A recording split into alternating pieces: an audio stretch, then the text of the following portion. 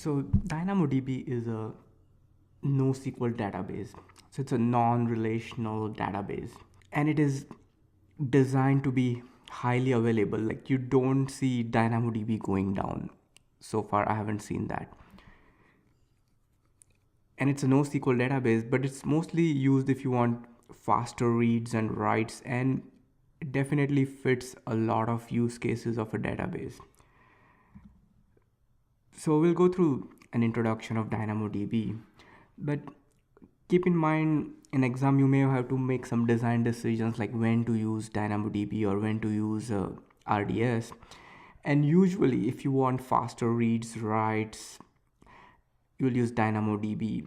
And the advantage with RDS is Amazon's relational database service is you can write complex queries like SQL queries. You cannot do that with DynamoDB. You can write queries, but if you want really complicated queries, then maybe RDS is an option.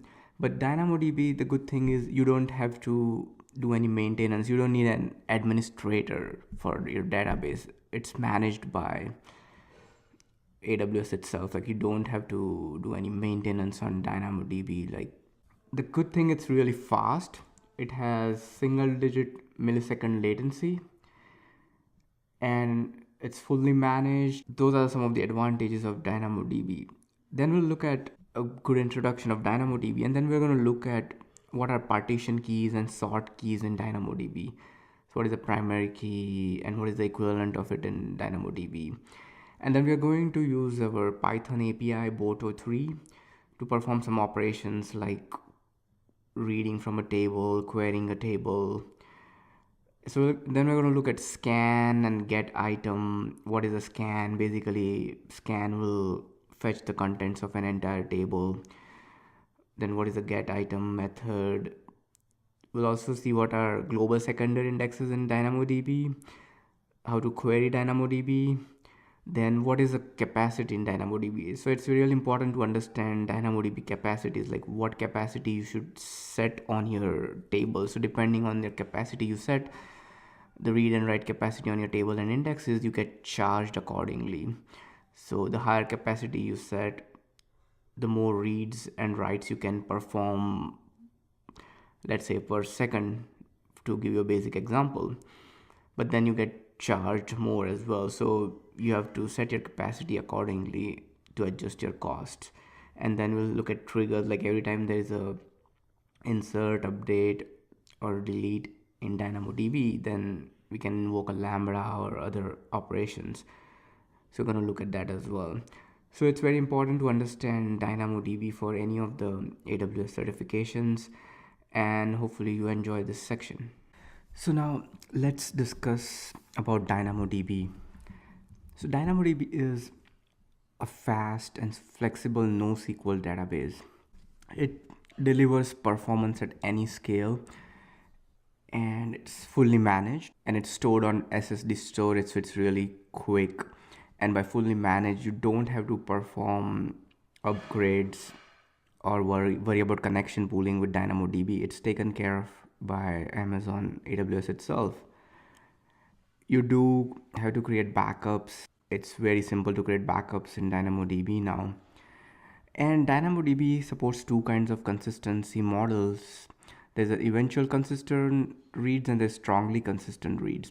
So eventual consistent reads is basically when you write data and other threads try to read that data immediately. They may not be able to read the data. With strongly consistent reads, once you write the data and other threads are trying to read that update or a write, they will be able to read it once the data is written. So eventually consistent read means it will eventually be read by everybody, but it may not be immediately. So those are some of the features of DynamoDB. So in DynamoDB, you will see that you have a table like any other SQL database. Then the rows are called items and the columns are called attributes. So DynamoDB supports key value and document data structures. So with key value, your partition key is your key. So basically it's like a primary key, that's your partition key, and we're going to discuss in detail what is partition key, but for now consider it as your primary key. And you can write data in JSON, HTML or XML format or plain text format, but the documents can be written in JSON, HTML or XML. One important thing to notice about DynamoDB or just in general in databases is, so you have your table. So let's say we have this employee table. So every table or most tables should have a primary key that uniquely identifies a record. So here we have an employee table. We have employee ID as the column, first name, last name, age, date of birth. Those are the columns, and you have this rows where you store your data. So 1 and 2 are the primary keys that uniquely identify the record. So you cannot have more than one primary key in your table. So then you have your team table where you have team ID, which is the primary key, and then team name. So that's your primary key, your unique key, and in DynamoDB it's called partition key. Then you have composite key, where the primary key is not just one key, but it consists of 2 columns. So let's say we have this employee team table where this employee is in this team from the above 2 tables, or employee 2 is in team 1. So if you want to uniquely identify data in this table, you will need 2 columns, employee ID and team ID both. So your primary key or the composite key over here is your employee ID and team ID combined together. So that's how you will uniquely identify your record, and that's your composite key. So we know now what is primary key and we know what is a composite key. So that would help us in DynamoDB, where you have sort keys, concept of sort keys, where you have your partition key, let's say employee ID, and then you have team ID. So your team ID could be called as a sort key, but still you are uniquely identifying the record with 2 columns, employee ID and team ID. So that's the details. And other few features that DynamoDB supports are performance at scale. Like you can read and write millions of rows with no issues. Like there are companies that write trillions of rows with no issues, as long as you have your partition key and your indexes created properly and you know what partition key you are choosing. So here you are choosing primary key as employee ID. It's important to know what you should choose as your primary key or your partition key, and we're going to discuss that in detail, like what is a partition key and what is a secondary index. It's fully managed. You do have easy backup features. You also have point in time recovery now. It also auto scales, and we're going to look at capacity. We will not look at auto scaling, but it's a really simple feature where you can increase and decrease the capacity of your table per whenever the load increases or the reads and writes increases and decreases. And it's enterprise ready. You can do encryption at rest without affecting your code. It automatically handles that, and then it's highly compliant with a lot of different compliance policies. And you can also have fine-grained access control. You can control who can perform reads on tables, writes on tables, even at row levels. You can have some users only access their data and they cannot access others' data. So you can also use IAM and perform fine-grained access control. So these are some of the characteristics of DynamoDB, and we're going to look at them in details in forthcoming videos. But I wanted to give you a good introduction to DynamoDB and get started with it. Now let's look at a practical demonstration of creating a DynamoDB table. So inside your AWS console, you can search for DynamoDB and it will bring you to your DynamoDB home screen.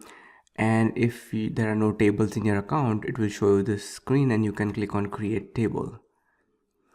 So first of all, we will give our table a name. So let's say the table name is employee, and we want to give it a partition key. Now partition key is like primary key, and we'll give it a primary key called employee ID. So you can have employee ID as EMP001, EMP005. So it's string. And for rest, we're going to keep the default settings, and we are going to discuss what this default settings mean and what we can do. So we'll click on create. So it will create our employee table. So now our employee table is created. So over here you can see the creation date, and then you can see the table status, and then you can see the item count. So item is basically row in DynamoDB. So you can see there are 0 rows right now, or 0 items. So if you go to items page, there are 0 items. So if you click on create item, you can insert an item. So I'm going to click here, enter the employee ID. Then over here I can click on append string, and then I can add the column name, first name, urban, last name, and then you can click on save. So it will insert an item in your table. And one thing you can notice about DynamoDB is it's schemaless. Basically, you don't have to define your columns. You can add columns on the fly. Like we didn't define first name, last name columns, but we could add it later on. So I can add another column called address, where I can have an employee ID as EMP. Then I can have first name,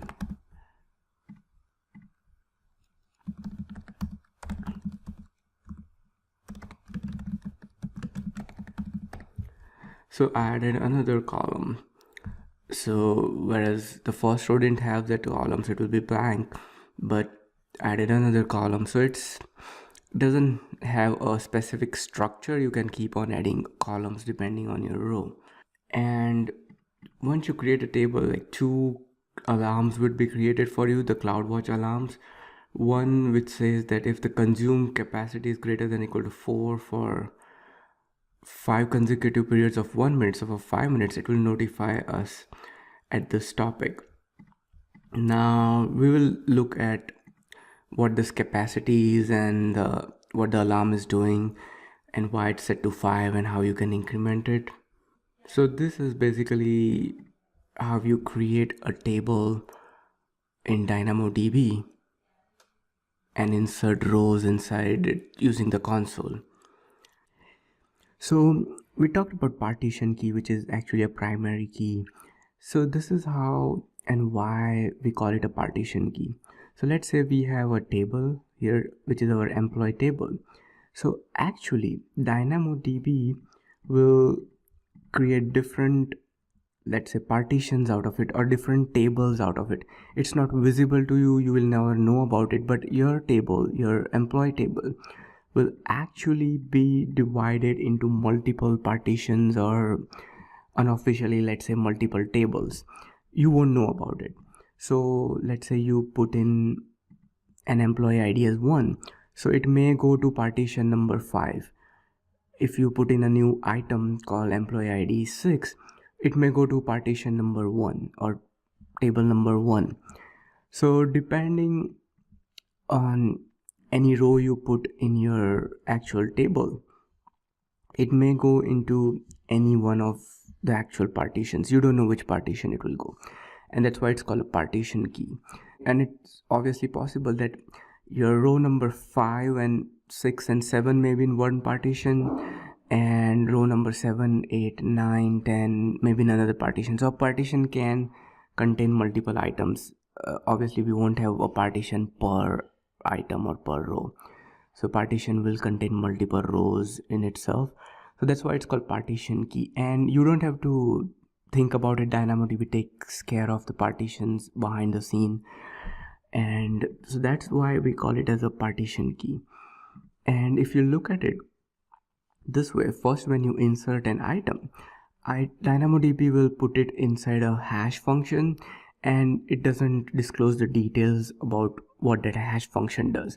All we know is your item will go into a hash function underneath, and it will determine, that hash function will determine which actual partition will that item reside in. So let's say if we have 3 partitions, which again we don't know how many partitions DynamoDB will create. So let's say we have 3 partitions. So DynamoDB will put this item or the row in, let's say, partition number 3, and we don't know why or how. So that's how DynamoDB works internally in storing data. And if you look at it from outside, like you have this employee table, we have this items, we have 2 items, so we don't have to worry about which partition it's going into and stuff like that. It's just that we know that we are provided with an employee ID, which is our partition key, and depending on the partition key, DynamoDB puts it inside this hash function and determines which partition this data should go into. Now let's look at composite key or our sort key. So let's create table, and let's have table name employee address, and the partition key is employee ID, and let's add a sort key called address ID. And employee ID is strings, address ID is number, and that's our sort key, meaning an employee can have multiple addresses. So this employee ID, like employee 1 can have address 1 and address 2. So basically the employee has, let's say, 2 homes, and he can have address ID 1 and 2. So the address can be uniquely associated with an employee, but it has 2 items or 2 rows for each home of the employee.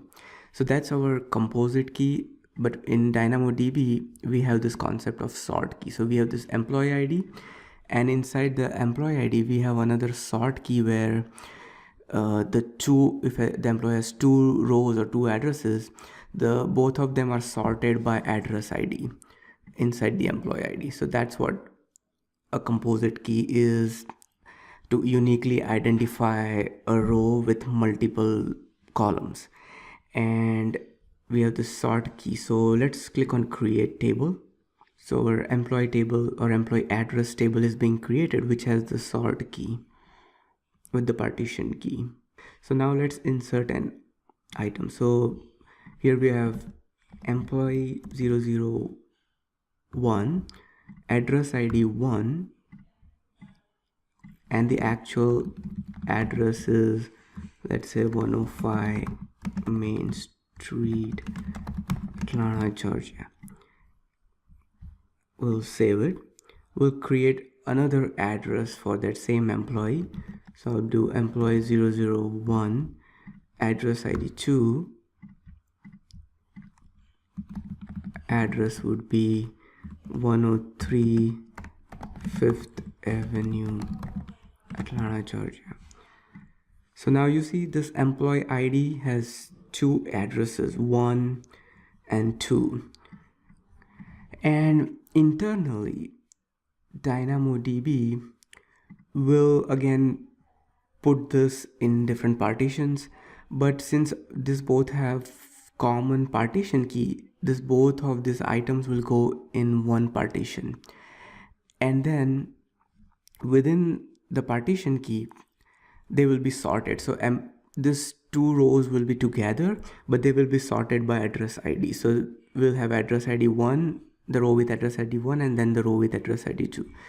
So if we create another item, say employee 002, it may have its address ID 1, its address would be 103 Test Street, and we can say Dallas, Texas. So now again, employee 2's primary or first address is this. So this 2, we know that employee 1, 2 rows of employee 1 will go in one partition, and this may go in the same partition as employee 1 or another partition as another partition. So depending on the ID, all the rows with the same ID will go to a fixed partition, one partition, and employee IDs with another partition key we'll go to some other partition, and within that we have this sort key where the data is sorted by the sort key. So that's what the sort keys are used for. And now we'll write some queries to query our data. First we'll create table using Python's boto3 and query and insert data and see other different operations available to us. And now another thing we could do is let's go back to the employee table, and I'll try to insert a row with the same employee ID. So go here first.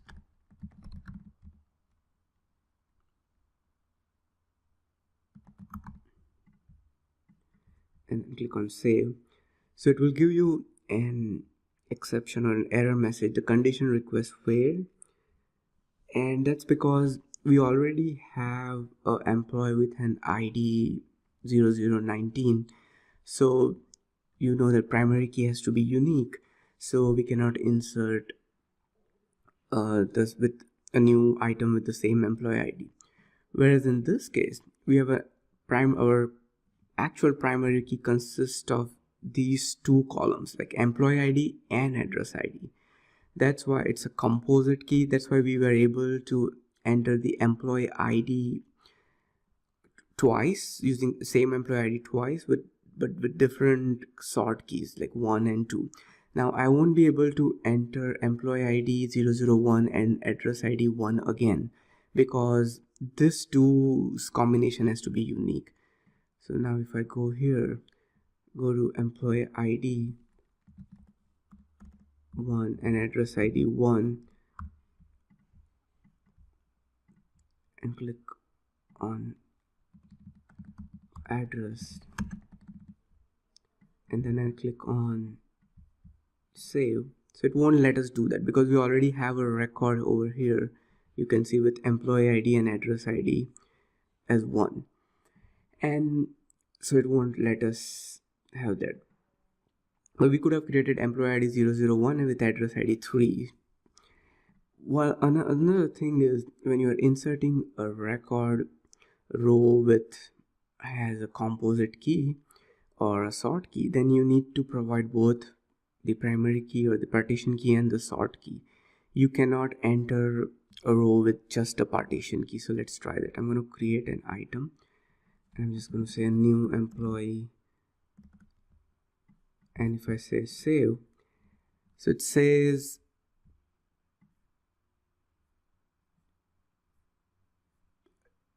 it did give an error where parameter cannot be converted to a numeric value because the address ID is null, but you will require a address ID.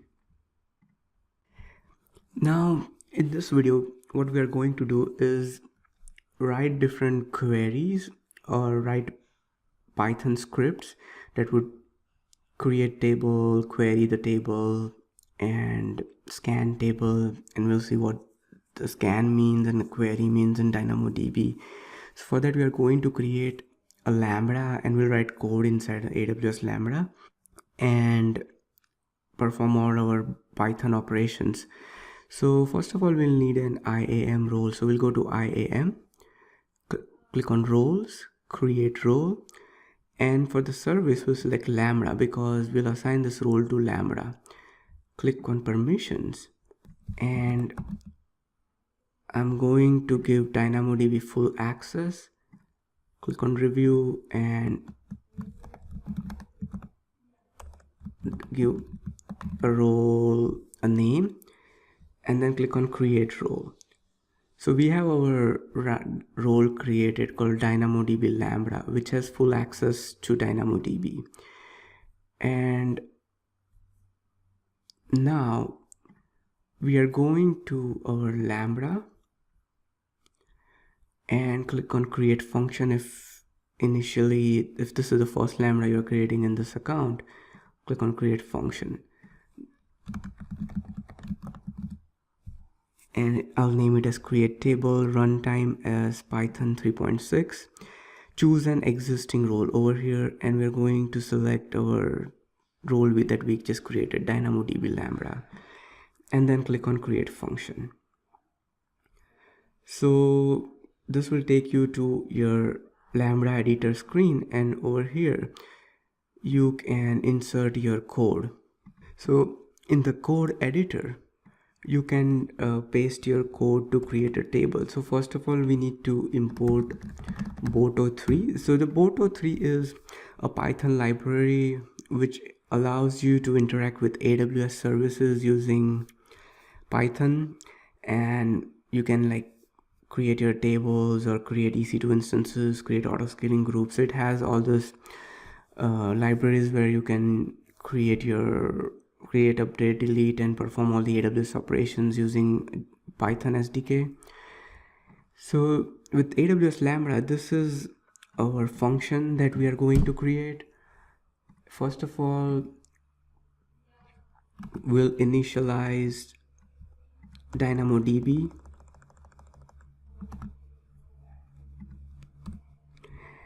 and basically we're getting the DynamoDB client, and you have to specify the region name, and now we'll create the table.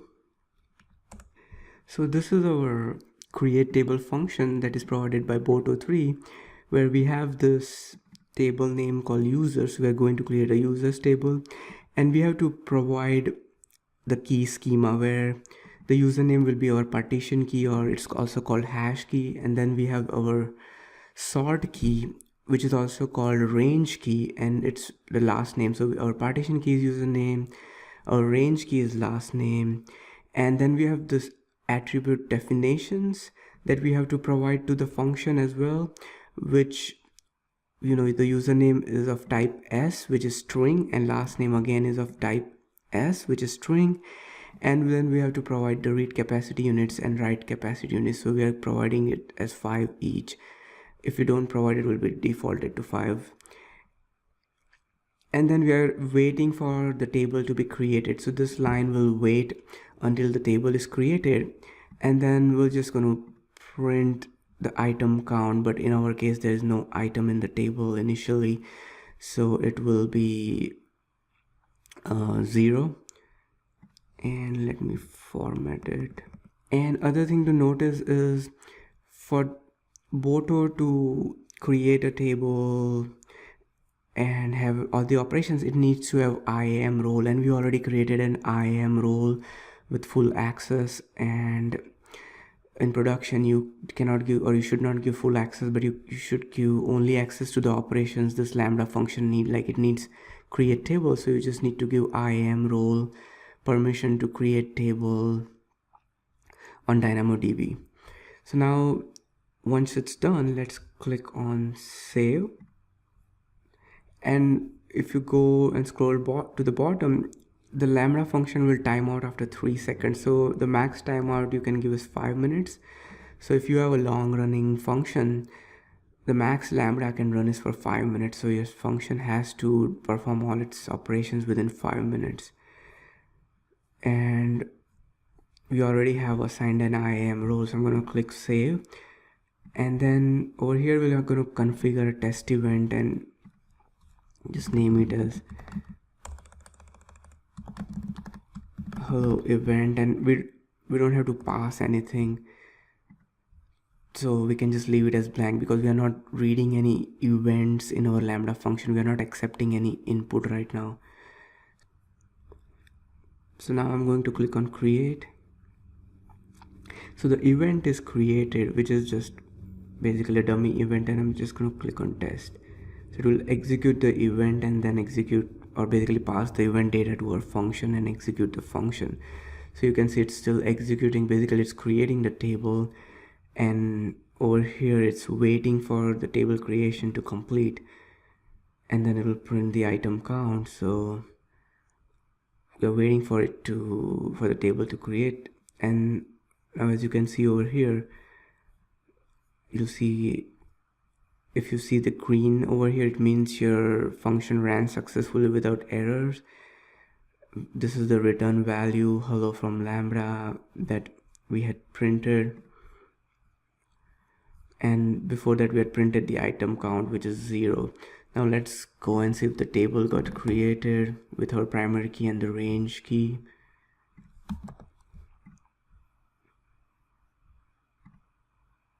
So we have this users table created with no items, but you can see over here we have this primary key of username and sort key of last name, both are of type string. So this is how you can create a table. Now let's insert an item inside our table. So for that I will go here, create another lambda function,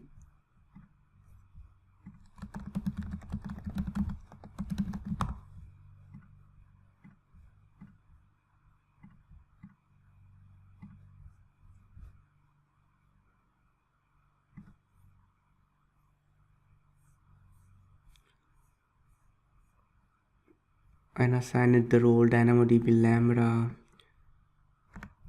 timeout 5.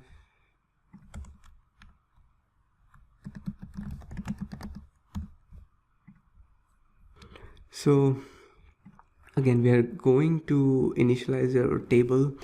So basically we are going to get the table object, and then we can get the create date time of the table.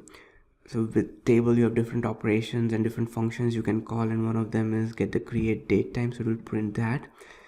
And then we are going to put an item. So inserting an item is called a put item operation, and the actual JSON of the item. So with username is this, last name is this, age 25, and account type standard user. So we can have multiple put items. So going to put chain.1 as last name this, and then I can put another one, just update the last name, and over here I can put this,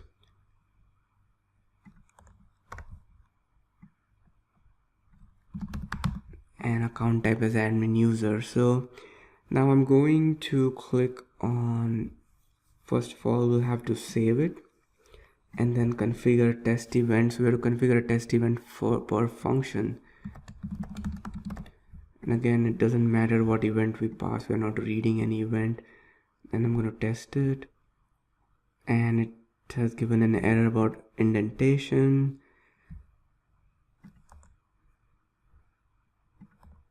So I'm going to save it and test it again,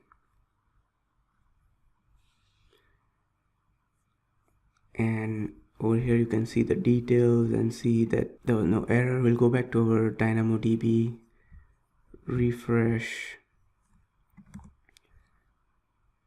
and look at items. So you can see over here we have 3 items created, or basically we have used the put item operation to insert rows or items inside our DynamoDB table.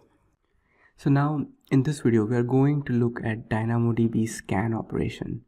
So in our user table there is this scan drop down. So what this scan will do is, when you click on start search, it will retrieve all the items from your table. So if you want to write a query, or if you want all the items in your table, you need to run the scan operation. So it's a costly operation, meaning if you have 1,000,000 rows, it will retrieve all your 1,000,000 rows. So you have to be careful in how you use the scan operation.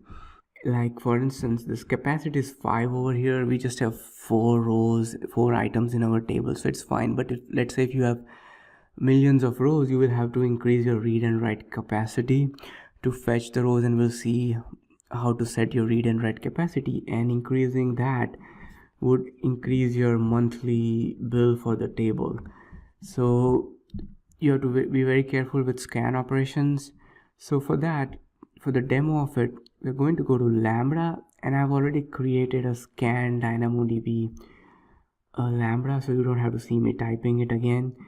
And over here again we'll initialize the DynamoDB client, we'll get the reference to our user table, and then we'll use this scan operation. This function, first we have to select which attributes we want, which columns, and we want all the attributes. Let's say you can also select which attributes you want, and once it's scanned you can filter your output. So you can say that I just want usernames with that begins with J. So you could do that. So you can have all the username that will begin with J, but keep in mind it will still scan your entire table and then it will filter it. So it's still a costly operation, and then we're going to print all the items that were scanned. So let's say in our table we have 4 rows and we just want usernames that start with J, and we don't want this user to be retrieved or to be displayed. So over here we're going to display all the users with username starting with J. I've already configured a test event and I'm just going to click on test. And if you see over here, it says it retrieved all the users starting with J, all our 3 users. It did not retrieve our 4th user because it starts with an M. So that's how your scan operation works. The good thing is with scan is you can filter different ways, and I can also have, let's say, filter account type that starts with S.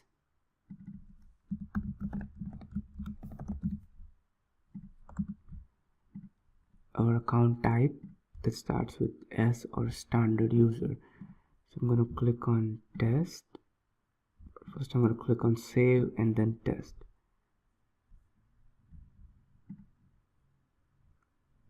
So over here it retrieves 2 rows or 2 items because we have 2 items with standard user. So that's how you can use the scan operation. You can scan a table, it will fetch all the items, and then you can filter whatever you want from the output data set. So that's how you use a scan operation in DynamoDB. Now another thing we can look at is GetItems. If you want to get an individual item, you can use DynamoDB GetItem. So for GetItem, I have this function, same thing. We have a GetItem lambda function. We are initializing the table, and we are using this function GetItem where we have to pass in the key. So in our case, our key consists of username and last name. So we have to pass in a username and last name. It's like querying a table, but you can only query it on the primary key. You cannot query this on any other attributes or columns. That's the disadvantage of GetItem, and that's how DynamoDB functions. If you cannot really query columns or attributes from DynamoDB, for that you have to create an index to query any other columns. You can only query your partition keys with, or if you want to query your composite key, you still have to use your partition key. So that's the limitation. You cannot like query columns directly. You have to create an index for it, and we'll see how to do that. So we want, let's say from our items, we want this user. Mac001 is the partition key and the last name is Mac. So I'm going to go here, provide the username, the partition key, and the last name. So now that's done. Now let's see if we can retrieve that. So I'm going to configure a test event.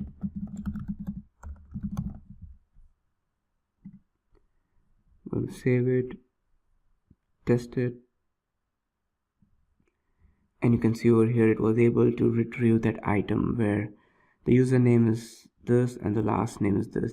So again, to use GetItem, you can only pass in the keys, your partition key with your sort key. If you don't have a sort key, then you can use just the partition key, but you cannot again use only the sort key.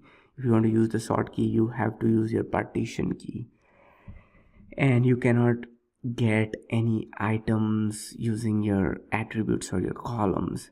Like I cannot get an item where account type is standard user.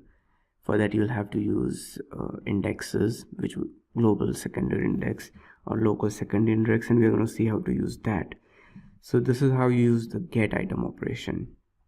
So to recap, so far we have seen how to create a table, how to insert items using the put item, how to scan a table and what is a scan and filter, and how to get an item using get item, which again you can just use your keys in get items.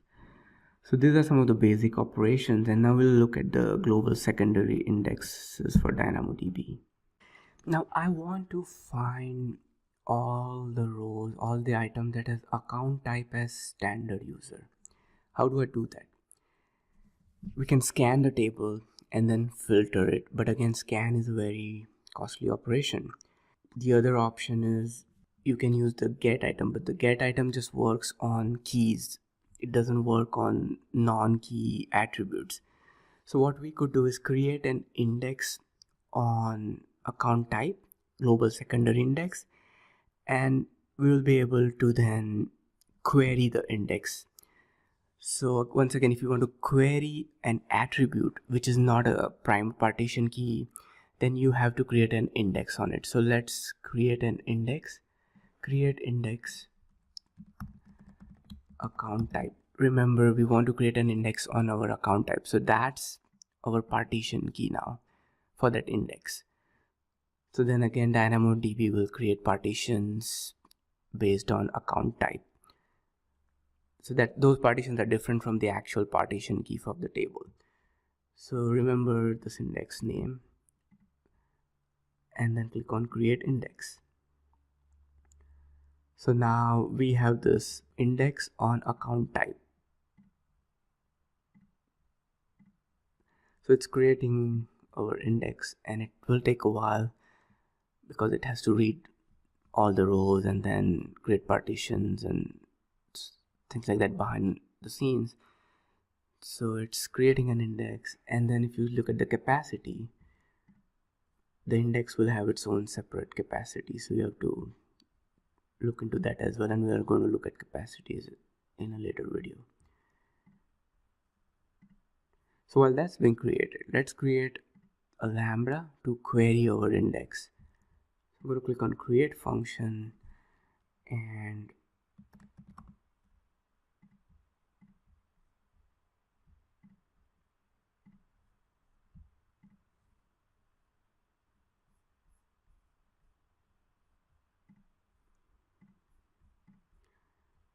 then the same thing.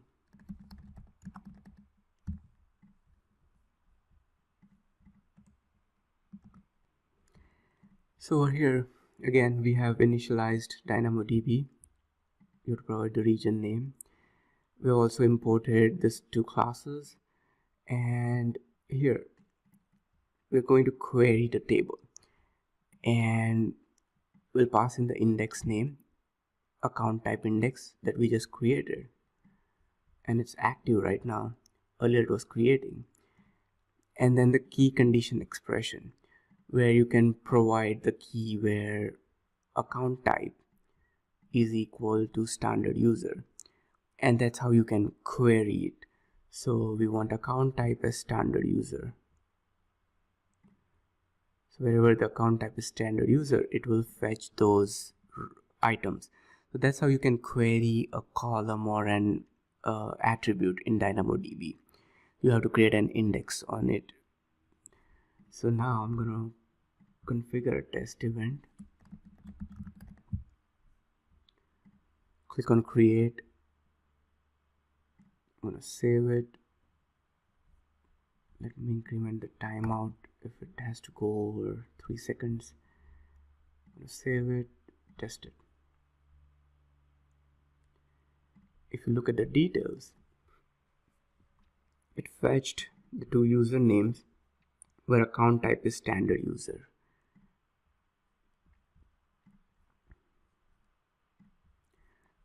So that's how you query columns in DynamoDB or attributes in DynamoDB, where we created an index where account type, partition key is the account type, and then there's a name. And also you could provide a sort key again if you have a different sort key for this partition key, you can do that as well and query on the partition key and the sort key. So that's how we can do that. And as you can see, query becomes a little bit of challenge in DynamoDB. You have to create this indexes if you want to query this non-partition key resource, non-partition key columns. So that's where it's a little bit challenging, and that's why if you want to write complex queries, then DynamoDB may not be a good option. You have to use RDS instead, AWS's, Amazon's relationship database services instead of DynamoDB if you want to write really complex queries. So that's where you can get few exam questions where you may have to choose between RDS and DynamoDB. And if you want like faster retrievals and faster insertions, DynamoDB is a good option. But if you want to write like complex queries, then DynamoDB may not be a good option. So that's where we saw how to query an index. Now let's see how to query a partition key. So again, we'll go to Dynamo or Lambda and write another function where we'll call it query Python, choose an existing role, click on create function.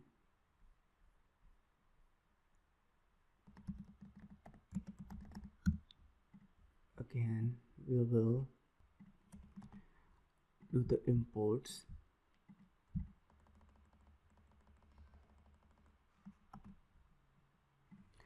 So as you can see over here, we have this table and we are going to query it. And again, we'll provide the key condition expression where our key is username equal to Jane Doe. So we don't have any. So let's say we have Jane Doe 1. So again, we can query, we'll configure a test event, click on create, click on save, click on test.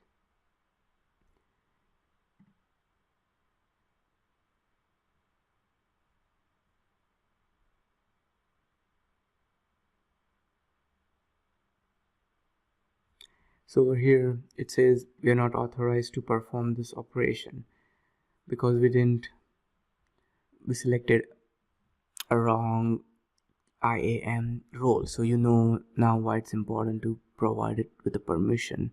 So we're going to select DynamoDB Lambda, the actual role that we had created for our DynamoDB operation. So it's saying we don't have access to query DynamoDB or DynamoDB query permission.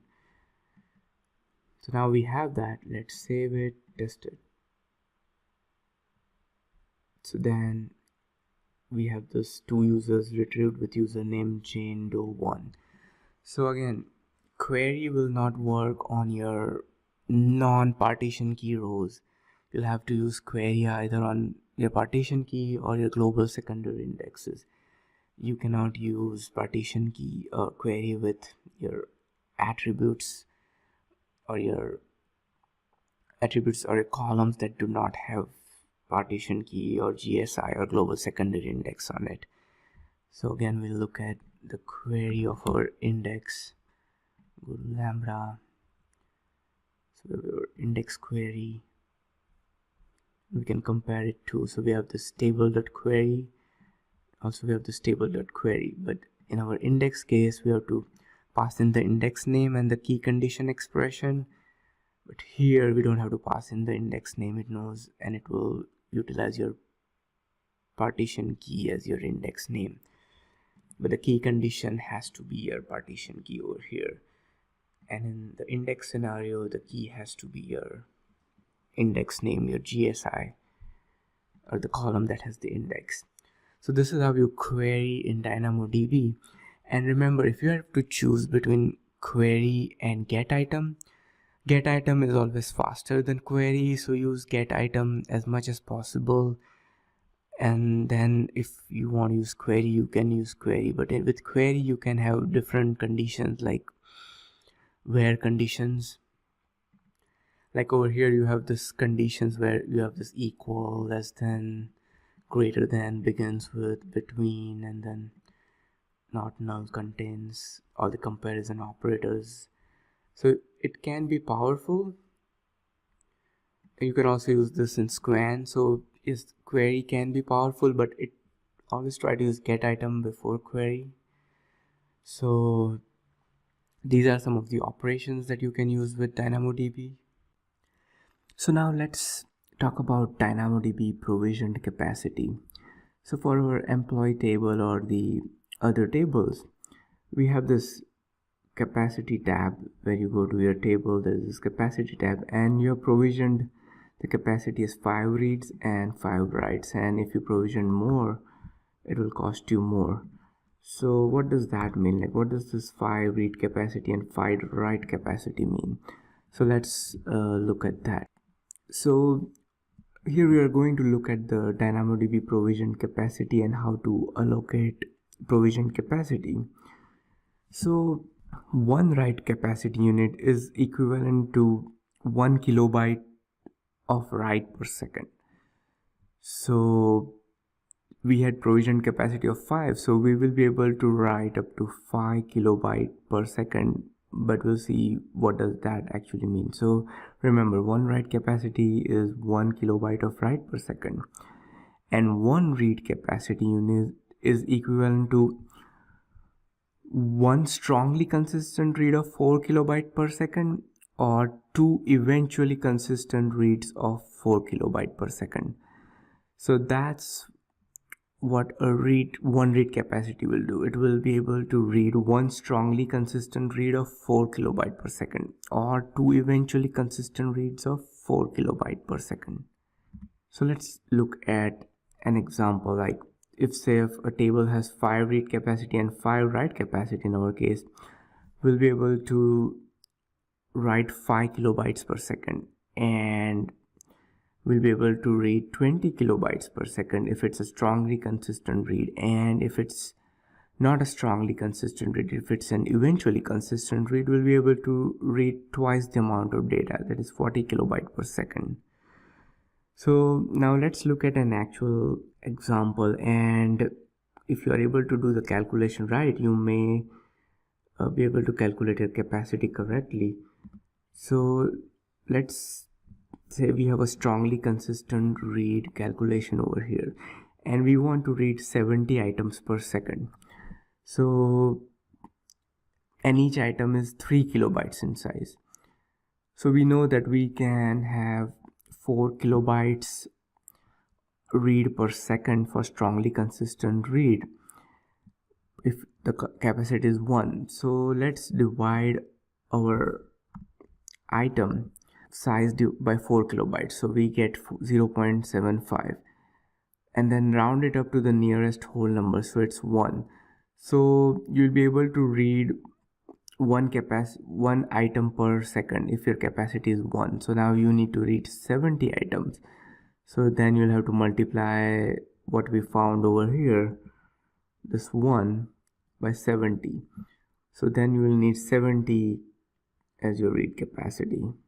So now if you need eventually consistent reads, then you basically have to multiply what you got or divide what you got in the previous section by 2, because for eventually consistent read, you get 2 into 4 kilobytes read per second. So if you have 70 reads per second, so for strongly consistent read, we just divide that by 2, so we'll have 35. So whatever we got in the previous section for strongly consistent read, just divide it by 2, and we'll get that 35, the lower number, so we'll require less capacity to read. So for strongly consistent read, this is the calculation. For eventually consistent read, this is the calculation. So I'll go back to the strongly consistent read again. All you need to do is find out your item size and then divide it by 4 kilobytes. So whatever number you get over here, just round it up to nearest whole number. So that's for one read capacity. Now you need 70. So then just multiply whatever you got over here by 70. So then you'll need your read capacity as 70. So again, calculate your item size, divided it by 4 kilobyte, whatever you get over here, round it up to the nearest whole number, and then multiply by number of items that you are going to write per second. So if it's 70 items multiplied by 70, so in our case we get 70 reads. For eventually consistent reads, divide the number that you got previously by 2. Now for writes, so if you want to write 70 items per second and each item is 512 kilobytes, so for write what you are going to do is get your bytes and divide it by 1 kilobyte. So whatever number you get, round it up to the nearest whole number, so 1, and then multiply it by a number of items that you want to write per second, so 70. So 70 is your write capacity, so you'll have to allocate your write capacity as 70.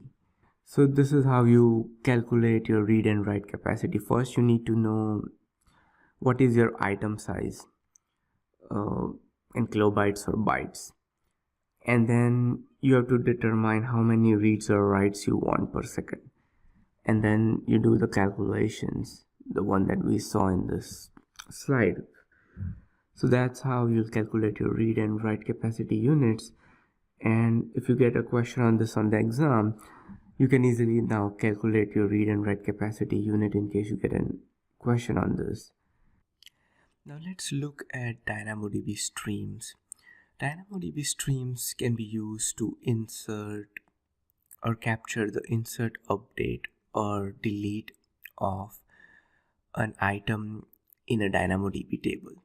So first of all, you have to go to your stream details section.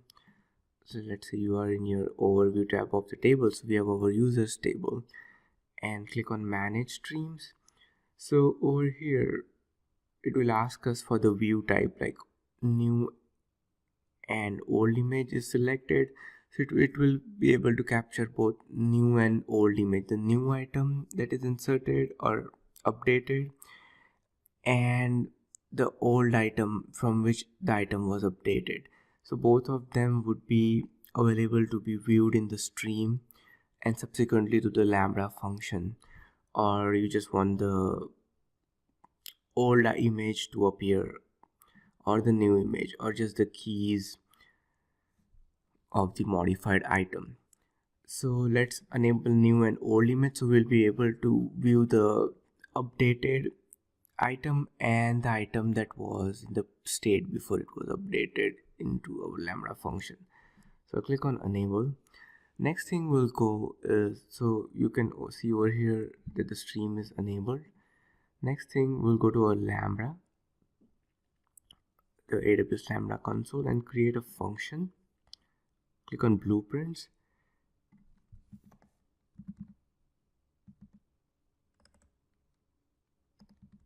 and click on DynamoDB.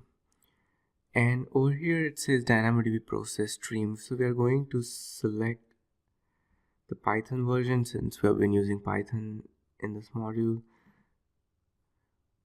and then click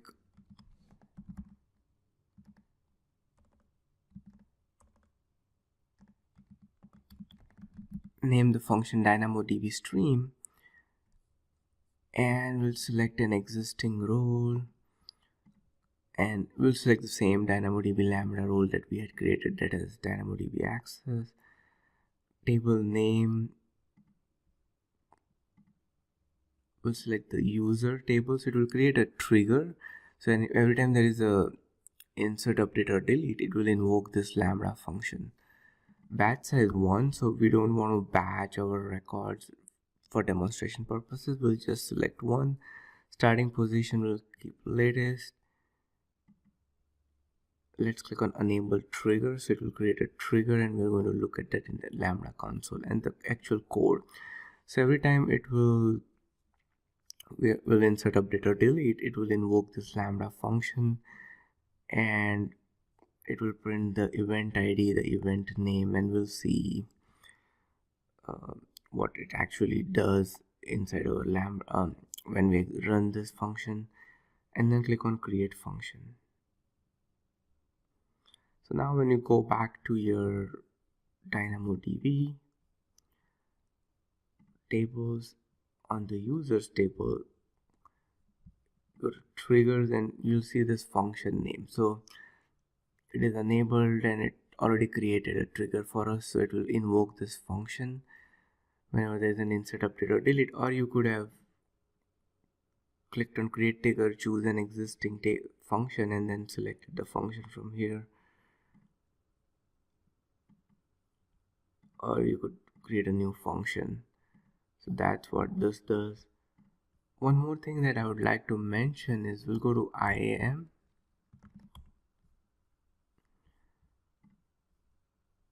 select our Lambda, we'll attach the CloudWatch logs policy so that we can log whatever output that we have written in the Lambda. We have attached the CloudWatch log policy as well. So now we'll insert a row in our users table or an item. So I'll say username, last name,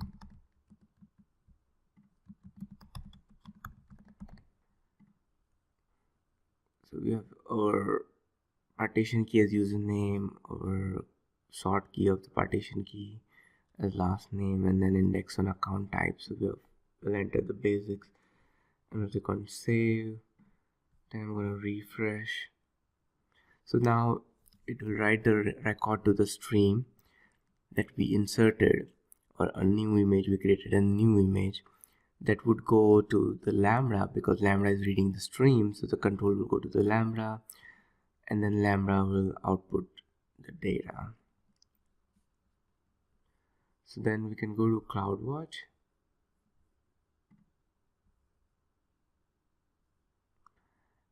and go to our logs. So here's our Lambda function.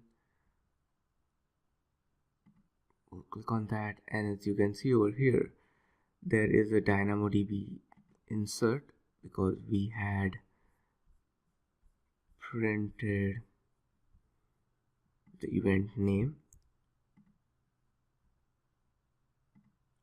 That's probably the event ID and insert, and then we are printing the DynamoDB record over here. So here is the DynamoDB record printed, the sequence number, the key, the values that we had entered, the size, and the stream type, new and old image. So it will print both new and old image, but in this case we just have the new image, we don't have an old image. But when we modify our data, let's say we go ahead and modify it and say it's admin user and not account, and now it will again log the previous image and the new image. So let's go to CloudWatch and see if it gets updated. It may take a little bit of time for the events to appear over here in CloudWatch,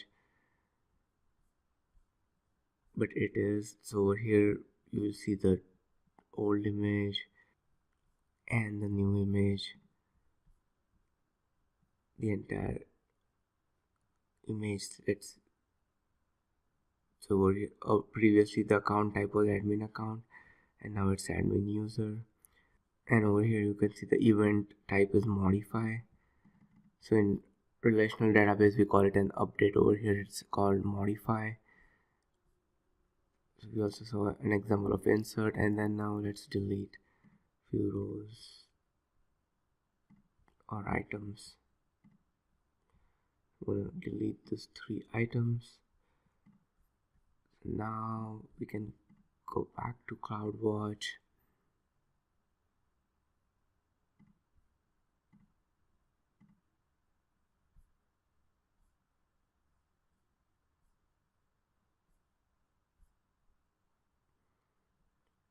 and over here you can see there's a remove event. So we have insert, modify and remove, multiple remove events because we removed 3 items. So there should be 3 remove events. So you can use DynamoDB Streams to capture such events like insert, update, insert, modify, remove events, and then you can do that processing in the Lambda where you have an insert event and you may write a logic that, and whenever there is a insert in the user table, fetch the email and send the user an welcome email.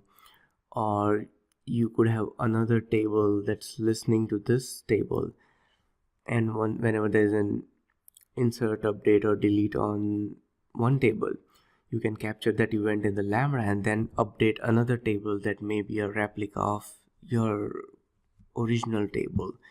So you can get creative with it and use it in different ways. So that's where you use DynamoDB Streams.